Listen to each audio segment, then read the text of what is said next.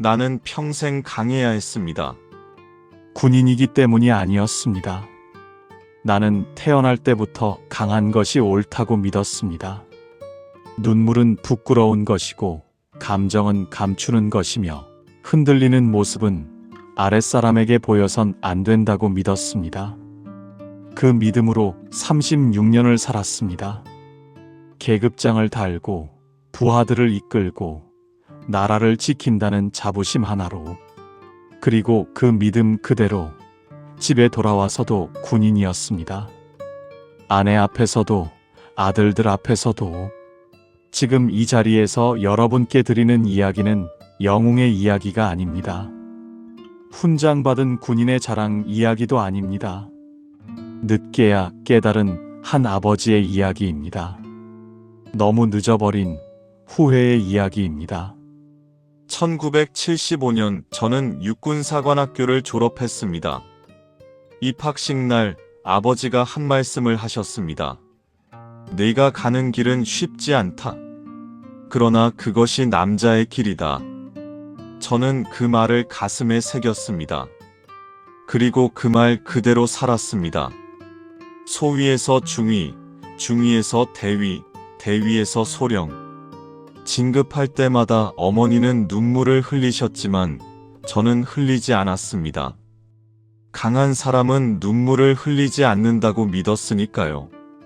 늘 마음속 목표는 하나였습니다. 대령. 군에서 갈 수 있는 자리 중 전문성과 명예가 가장 깊이 쌓이는 자리. 그 계급장을 달던 날 저는 처음으로 속으로만 울었습니다. 아무도 몰랐습니다.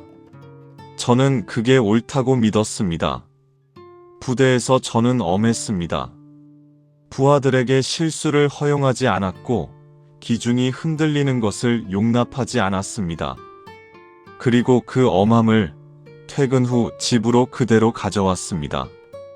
아내는 현관문 소리만 들려도 하던 일을 멈추고 TV를 보다가 볼륨을 낮추거나 아이들에게 눈짓으로 아빠 왔다, 조심해라고 신호를 보내거나 자기도 모르게 숨이고 있더라며 나중에 말했습니다. 저는 그때 그 말을 듣고 아무 말도 하지 못했습니다. 미안하다는 말도, 나도 힘들었다는 말도. 아들이 둘이었습니다. 큰아이는 조용하고 섬세한 아이였습니다. 글 쓰는 것을 좋아했고 음악을 좋아했습니다. 둘째는 과묵하고 성실했습니다. 말수는 적었지만 맡은 일은 끝까지 해내는 아이였습니다. 두 아이 모두 저는 하나의 길을 제시했습니다. 남자는 강해야 한다. 나라를 지키는 사람이 되라. 그것이 제 사랑의 방식이었습니다. 당시에는 그렇게 믿었습니다. 그러나 여러분, 저는 아들들을 사랑했습니다. 누구보다도 깊이. 제 책상 서랍 깊은 곳에 낡은 일기장이 있습니다. 군인 생활 내내 써온 일기입니다. 그 일기의 절반은 작전 기록이 아닙니다. 아들들 이야기입니다. 큰아이가 첫 걸음마를 뗀 날의 날짜, 둘째가 처음으로 아빠라고 부른 날의 날짜, 운동회에서 큰아이가 넘어지고도 일어나 달린 날, 시험 점수를 들고 눈치 보며 들어오던 아이의 얼굴. 그 모든 날들이 제 손글씨로 빼곡히 적혀 있습니다. 일기 여백에는 사진도 붙여뒀습니다. 어디서 잘라낸지도 모를 작은 사진들. 큰아이가 처음 교복을 입던 날, 둘째가 군복을 입고 처음 격례하던 날. 저는 그 사진들을 혼자 보며 혼자 웃었습니다. 군 생활 중 혼자 숙소에 있는 날이면 저는 꺼내 읽었습니다. 부하들 앞에서는 무표정이었지만 혼자 있을 때면 아버지였습니다. 그리운 아버지였습니다. 표현을 못했을 뿐입니다. 어떻게 하는지 몰랐던 것입니다. 아무도 가르쳐 주지 않았고 저도 배우려 하지 않았습니다. 강함이 사랑이라고 믿었으니까. 기준을 세워주는 것이 아버지의 일이라고 믿었으니까. 지금 그 일기를 다시 읽을 때마다 저는 페이지가 두꺼워진 걸 느낍니다. 세월이 아니라 눈물이 배어든 것입니다. 혼자서 들키지 않으려 훔쳤던 눈물들이 큰아이는 군에 갔습니다. 제 뜻이었으니까요. 아니, 제 명령이었으니까요. 장교로 임관한 지 1년이 채 안 됐을 때 아이에게서 전화가 왔습니다. 아버지, 저 못하겠습니다. 그 말을 들었을 때 저는 잠시 멈췄습니다. 그리고 이렇게 말했습니다.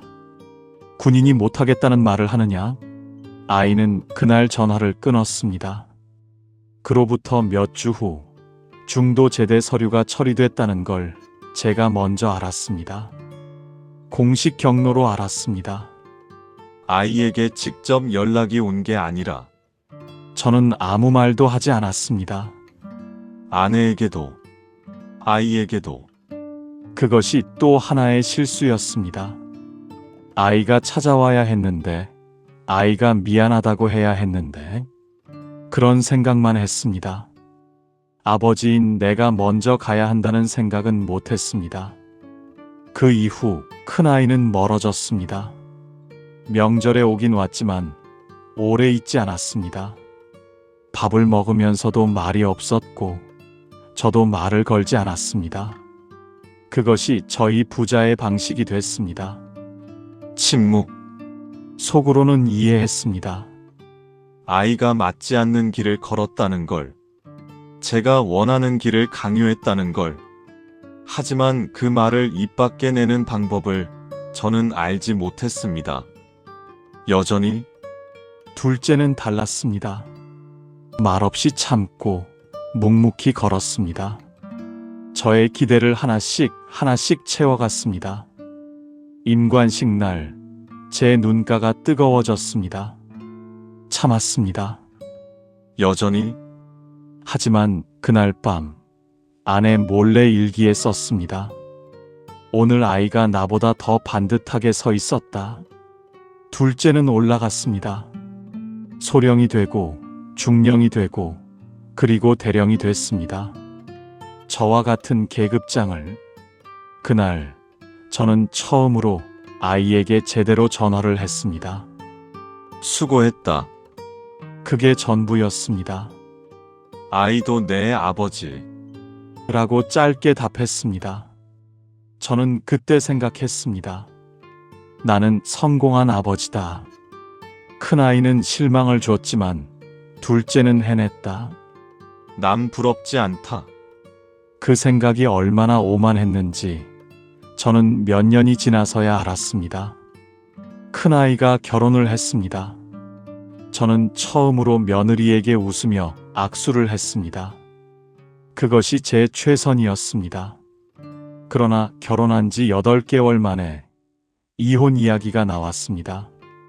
이유를 자세히 듣지 못했습니다. 아이도 말하지 않았고 저도 묻지 않았습니다. 또 그 방식이었습니다. 2달 뒤 둘째도 같은 말을 했습니다. 결혼 11개월째였습니다. 저는 부엌 의자에 앉아 한동안 일어나지 못했습니다. 아내가 뭔가 말하는 소리가 들렸지만 귀에 들어오지 않았습니다. 그날 밤 두 아들에게서 각각 연락이 왔습니다. 큰아이가 말했습니다. 아버지처럼 살기 싫었어요. 둘째는 달랐습니다. 아버지 기대에 맞춰 살다 보니 제가 뭘 원하는지 모르겠어요. 그게 결혼 생활에서도 그랬나 봐요. 저는 그날 처음으로 전화기를 내려놓고 창밖을 오래 봤습니다. 강한 사람은 무너지지 않는다고 믿었는데 그 믿음이 제 안에서 소리 없이 깨지는 소리를 들었습니다. 두 아들의 결혼이 같은 해에 무너졌습니다. 그리고 그 원망이 조용히 그러나 분명하게 저를 향하고 있었습니다. 저는 변명하고 싶었습니다. 그러나 무슨 말을 해야 할지 몰랐습니다. 그리고 잘못된 게 있다면 그것은 제가 변명하려 했다는 것이었습니다. 미안하다고 해야 할 자리에서 2015년 저는 전역을 했습니다. 36년간의 군 생활이 끝났습니다. 별다른 소감 없이 계급장을 내렸습니다. 강한 사람은 그렇게 해야 한다고 믿었으니까. 전역 이후 반년쯤 지났을 때였습니다. 소화가 자꾸 안 됐습니다. 기운이 빠졌습니다. 대수롭지 않게 여겼습니다. 군인이 몸 하나 못 버티면 되겠나 싶어서 검사 결과가 나왔습니다. 대장암이었습니다. 의사가 설명하는 동안 저는 자리에 반듯하게 앉아 있었습니다. 끄덕이고 메모하고 질문했습니다. 흔들리지 않으려 했습니다. 수술실에 들어가기 전 복도에 혼자 앉아 있었습니다. 아내를 보냈습니다. 혼자 있고 싶었습니다. 아직도 혼자 강해야 한다고 믿고 있었습니다. 그 복도가 참 길었습니다. 수십 년의 기억들이 지나갔습니다. 훈련소 새벽 진급 발표일 아들들 임관식, 그리고 이혼 소식을 들은 그날 밤 항암 치료가 시작됐습니다. 머리카락이 빠졌습니다. 구역질이 멈추지 않았습니다. 저는 그때 처음으로 강암이 몸으로는 해결되지 않는 일이 있다는 걸 알았습니다. 그것이 저에게 처음으로 찾아온 두려움이었습니다. 아들들은 병원에 한 번씩 왔습니다. 어색했습니다. 오래 있지 않았습니다. 저는 왔냐라고 했고 아이들은 몸은 좀 어때요라고 했습니다. 그뿐이었습니다. 암이 완치 판정을 받은 뒤 저는 절에 들어갔습니다. 종교가 있어서가 아니었습니다. 조용한 곳이 필요했습니다. 새벽 4시면 목탁 소리가 납니다. 처음에는 낯설었습니다. 그러다 언젠가부터 그 소리가 기다려졌습니다. 절에서는 아무도 저를 대령이라고 부르지 않았습니다. 아버지라고 부르는 사람도 없었습니다. 그냥 아무것도 아닌 사람이었습니다. 처음에는 그게 외로웠습니다. 그런데 어느 날 아침 그게 편하다는 걸 알았습니다. 군인도 아니고 가장도 아니고 아버지도 아니고 그냥 한 사람. 그것으로 충분하다는 걸 70이 다 되어서야 처음 느꼈습니다. 지금 저는 이런 생각을 합니다. 내가 아들들을 너무 강하게만 키운 건 아닐까? 사랑한다고 한 번이라도 말해줄 걸. 그 한마디가 그렇게 어려웠을까? 입술을 열면 됐는데. 그런데 36년 동안 한 번도 열지 못했습니다. 안아줄 걸. 큰아이가 중도 제대하고 집에 왔던 날 그냥 한 번 안아줄 걸. 말 한마디 없이 괜찮다 수고했다. 아버지가 잘못했다. 그 세 마디면 됐는데 저는 그날 현관에서 눈을 마주치지도 못했습니다. 둘째에게도 그랬습니다. 대령 계급장 달던 날 저는 전화로 수고했다 한마디 했습니다. 직접 가서 악수라도 할 걸. 내가 해냈구나. 아버지는 내가 자랑스럽다. 그 말을 하면 될 것을. 그 말이 왜 그리 무거웠을까요? 성공보다 행복을 물어볼 걸.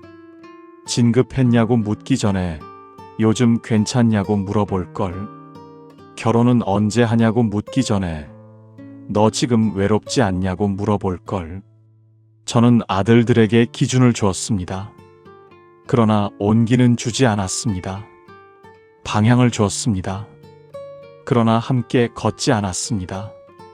군인 생활 36년 동안 저는 수백 명의 부하를 이끌었습니다.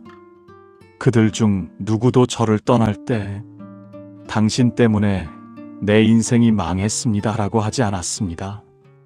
하지만 제 아들들은 그렇게 생각합니다. 직접 말하지 않아도 압니다. 눈빛을 보면 압니다. 침묵을 들으면 압니다. 제가 부하들에게는 배려할 줄 알았으면서 왜 아들들에게는 그러지 못했을까? 그 질문을 요즘 매일 합니다. 답이 나오지 않습니다. 아니, 답은 알고 있습니다. 받아들이기가 힘든 것입니다. 지금이라도 아들들에게 미안하다고 말하고 싶습니다. 그런데 쉽지 않습니다. 70년을 살아온 사람이 지금 와서 목소리를 바꾸는 일은 그게 제가 아직도 가장 약한 부분입니다. 지난달 큰아이에게 문자를 하나 보냈습니다. 밥은 먹었냐? 그게 전부였습니다. 미안하다는 말도 보고 싶다는 말도 없이.